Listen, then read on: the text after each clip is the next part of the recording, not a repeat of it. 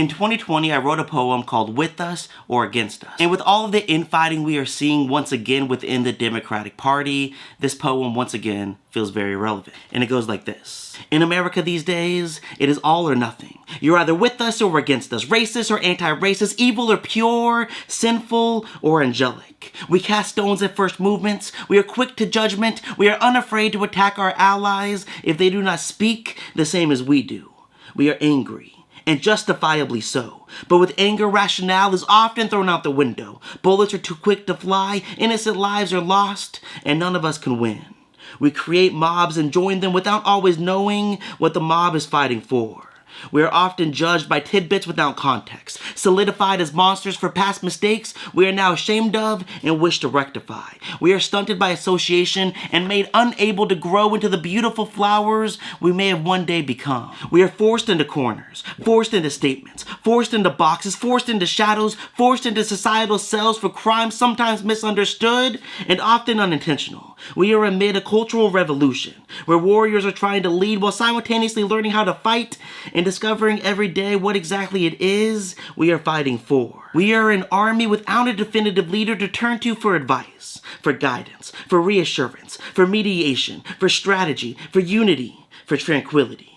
We are angry, heartbroken, dissatisfied, untrusting, abandoned, disillusioned, disenfranchised, exhausted, and all we want to do is fight back. But while we have waited far too long, we must also take a pause. We must assess the situation. We must find our allies, and we must allow them to be flawed.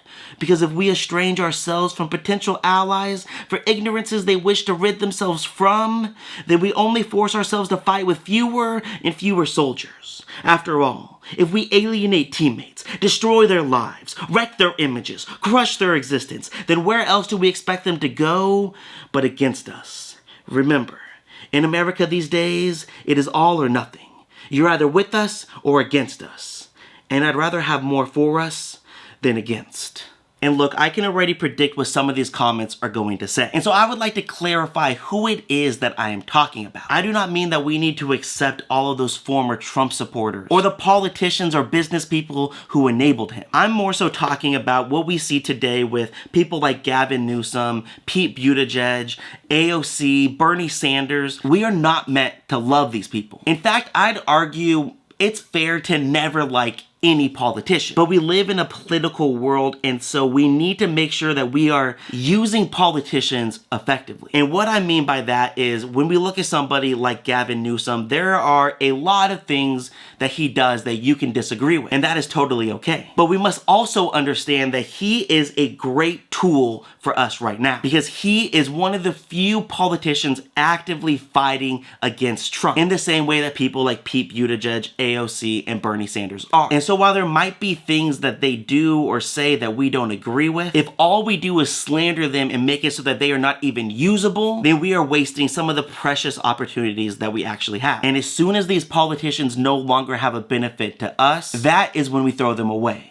But not before. But that's all that I have for you guys. Thank you guys for watching. If you guys are interested in any of my books, you can find them anywhere that books are available.